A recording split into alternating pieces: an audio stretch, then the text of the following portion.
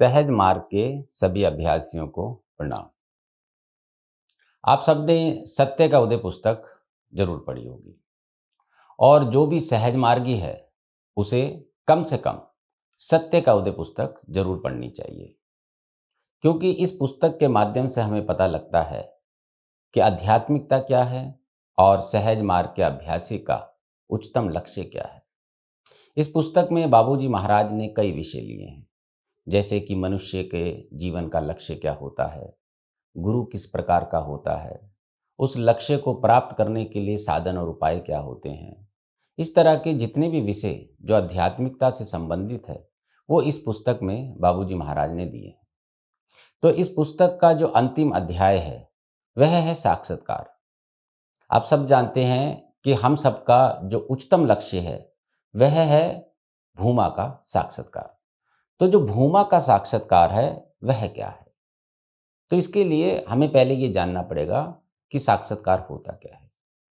Realisation, इसका ये अर्थ हुआ कि वह शक्ति जो कि इस ब्रह्मांड में उपलब्ध है उस तक की पूरी जानकारी और बाद में उसमें लय अवस्था प्राप्त कर लेना।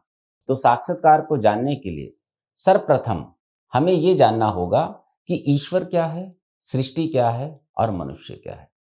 वैसे तो ये अध्याय काफी बड़ा है, आज हम केवल इसका संक्षिप्त विवरण आपको दे रहे हैं। बाद में इसके अंतर्गत जितने भी विषय हैं उनको हम अलग अलग से अलग वीडियो में लेंगे। तो आज हम इसमें केवल आपको इसका संक्षिप्त विवरण दे रहे हैं।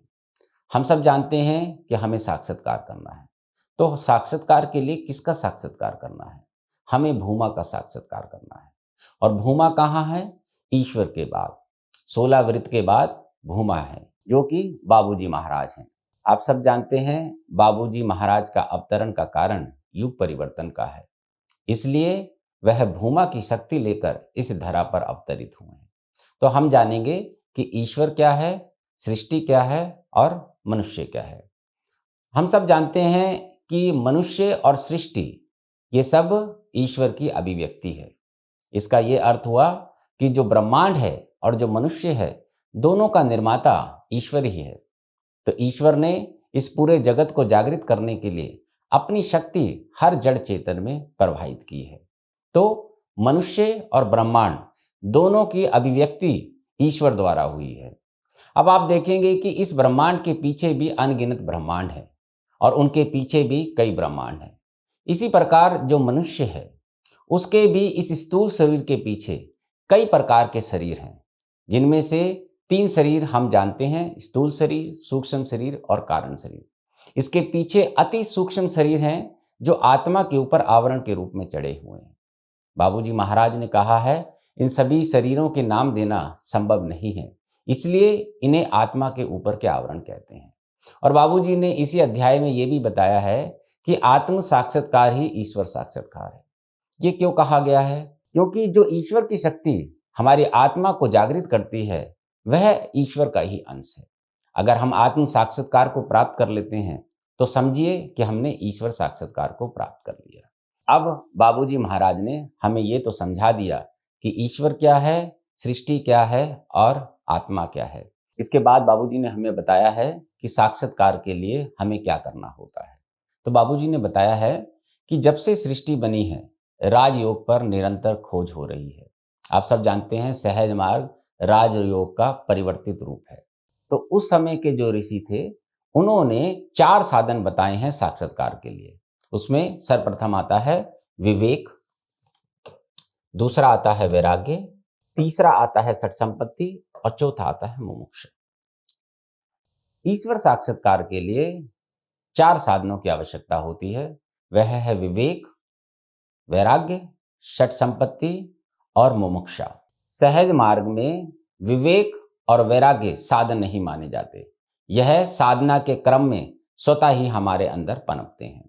आज हम आपको इसका केवल संक्षिप्त विवरण दे रहे हैं कि 4 साधन हैं जिनके माध्यम से हम आध्यात्मिकता को प्राप्त कर सकते हैं। अब इसमें आती है सठ संपत्ति। सठ संपत्ति में 6 संपत्ति होती हैं। ये आध्यात्मिक उपलब्धियां हैं। जब हम ध्यान का अभ्यास आरंभ करते हैं, जो बाबूजी ने हमें बताया है, तो उसके बाद धीरे धीरे कुछ संपत्तियां हमें प्राप्त होती हैं, जिसमें सर्वप्रथम आती है सम, द्वितीय आती है दम, तृतीय आती है उपरति, चौथी तितिक्षा, फिर श्रद्धा और अंत में समाधान। षट संपत्ति में 6 आध्यात्मिक उपलब्धियां आती हैं, सम, दम, उपरति, तितिक्षा, श्रद्धा और समाधान। और सहज मार्ग में हम सम से आरंभ करते हैं और दम स्वतः आ जाता है। इसके बाद उपरति का उल्लेख किया है। तो जो उपरति है वह वैराग्य का रिफाइंड रूप है। वैराग में हमारा भौतिक लगाव समाप्त हो जाता है, किंतु उपरति जो कि वैराग्य का रिफाइंड रूप है, यहाँ पर हमारी स्वर्ग की कामना भी समाप्त हो जाती है, ईश्वर प्राप्ति की कामना भी समाप्त हो जाती है। इस प्रकार से हम आगे बढ़ते हैं, हमारी गुरु के प्रति श्रद्धा हो जाती है। तितिक्षा का अर्थ होता है धैर्य बढ़ना, हमारा धैर्य बढ़ जाता है और धीरे धीरे हम समाधान की ओर पहुंच जाते हैं। अब ये सब होता क्या है? सम में हम मन को व्यवस्थित करते हैं। उसका मुख्य कारण ये है कि व्यवस्थित मन ही आध्यात्मिकता की ओर बढ़ता है। तो हम ध्यान के माध्यम से मन को व्यवस्थित करते हैं और जब मन व्यवस्थित हो जाता है तो हम आध्यात्मिकता की ओर बढ़ते हैं। तो ये जो सम है, यहीं से सहज मार्ग पद्धति आरंभ होती है। और उसके बाद आता है कि हम कौन कौन से तरीके इसकी प्राप्ति के लिए अपनाते हैं। तो बाबूजी महाराज ने कहा है ये 3 जो हैं, ये हैं कर्म, उपासना और ज्ञान, और ये तीनों ही एक दूसरे से संबंध रखते हैं। इसका भी उल्लेख हम बाद के वीडियो में करेंगे। तो कर्म, उपासना, ज्ञान, इसके माध्यम से हम आगे बढ़ते हैं।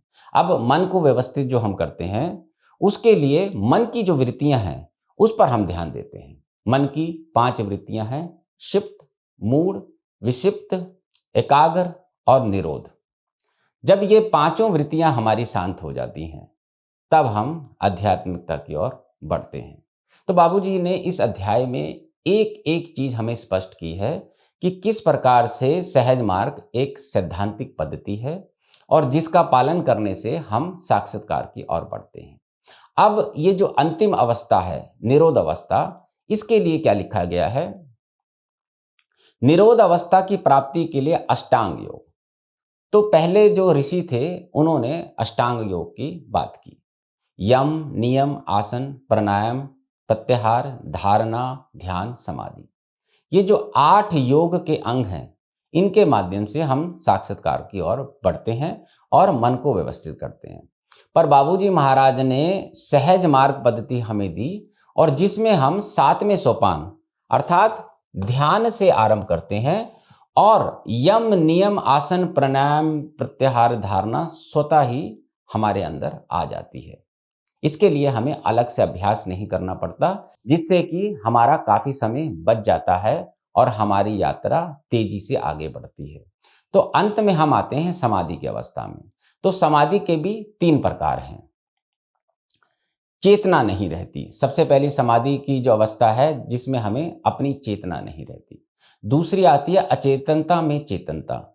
अचेतनता में चेतनता, हम अचेत रहते हैं लेकिन हमारे अंदर चेतना होती है।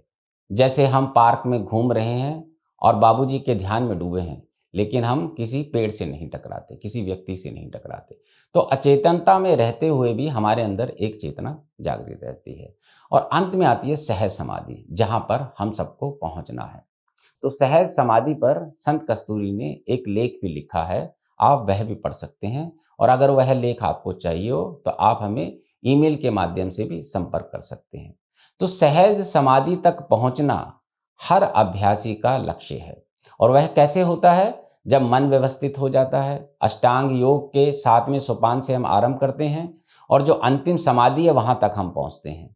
और उसमें क्या होता है? सबसे पहले आता है कि चेतना नहीं रहती, दूसरा है अचेतनता में चेतनता, और तीसरी है सहज समाधि। जब सहज समाधि में हम पहुंच जाते हैं तो बाबूजी लिखते हैं कि तब हमें कुछ करने को नहीं रह जाता। क्यों? क्योंकि हर क्षण हम बाबूजी की याद में डूबकर ही अपने कार्य करते हैं। इसका यह अर्थ हुआ कि हर क्षण हम ईश्वर के निकट जा रहे हैं। जब तक ये यात्रा चलती है हम ईश्वर के और निकट होते हैं, जो कि हमारा लक्ष्य है भूमा साक्षात्कार। तो बाबूजी महाराज सहज समाधि में पहुंचने के बाद हमें अपनी ओर प्रगति से खींचते हैं। साधना के क्रम में अभ्यासी को कुछ आध्यात्मिक उपलब्धियां प्राप्त होती हैं, जो कि हैं वसु, ध्रुव, ध्रुवाधिपति, पार्षद और महापार्षद। इसमें जो सबसे नीचे का स्थान है वह वसु का है, जो किसी छोटे ग्राम या जिले को संभालता है। इसके ऊपर का ध्रुव का है।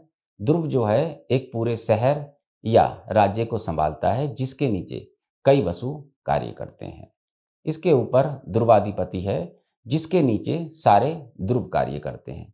तो ये सब आध्यात्मिक उपलब्धियां हैं जो बाबूजी महाराज के द्वारा ही अभ्यासियों को प्रदान की जाती है, और अभ्यासी सहज मार्ग का कार्य नियमित रूप से करता है। आप सब जानते हैं ये यात्रा अनंत है और बाबूजी के आशीर्वाद से ही हम आगे बढ़ते हैं। तो इसका पूरा जो निष्कर्ष निकला वह क्या है? वह यह है कि साक्षात्कार के लिए सबसे पहले मन व्यवस्थित होना चाहिए। मन व्यवस्थित का अर्थ हुआ कि मन की जो वृत्तियां हैं वह शांत हो जाएं और हमारे अपने नियंत्रण में आकर व्यवस्थित हो जाएं। तो वो होती हैं क्षिप्त, मूढ़, विक्षिप्त, एकाग्र और निरोध। इस अवस्था को प्राप्त करने के लिए अष्टांग योग का प्रयोग किया जाता है। यम, नियम, आसन, प्राणायाम, धारणा, प्रत्याहार, ध्यान, समाधि। और इसके बाद समाधि की भी 3 अवस्थाएं आती हैं। चेतना नहीं रहती है, अचेतनता में चेतनता और सहज समाधि। इस प्रकार से ये हम सारे कार्य करते जाते हैं। और इसके 4 साधन जो हमने आपको बताए हैं वह हैं विवेक, वैराग्य, षट संपत्ति और मुमुक्षा। तो ये जो उपलब्धियां हैं यह मुमुक्षा में ही हमारे पास आती हैं। तो बाबूजी ने सहज मार्ग को बहुत ही सहज बनाया है। केवल अभ्यासी को अपने आप को पूर्ण समर्पित करके बाबूजी की बताई हुई पद्धति का पालन करना है। जब वह सतत स्मरण में आ जाता है तो उसकी लय अवस्था आरंभ होती है और उसकी प्रगति होती जाती है। और बाद में अगर बाबूजी को किसी अभ्यासी से कार्य लेना होता है तो वह इस साधना की उपलब्धि में उसको कोई ना कोई पद दे देते हैं। तो इस प्रकार से आप जान गए कि साक्षात्कार क्या है, ईश्वर, मनुष्य, सृष्टि क्या है। अब आपको करना क्या है?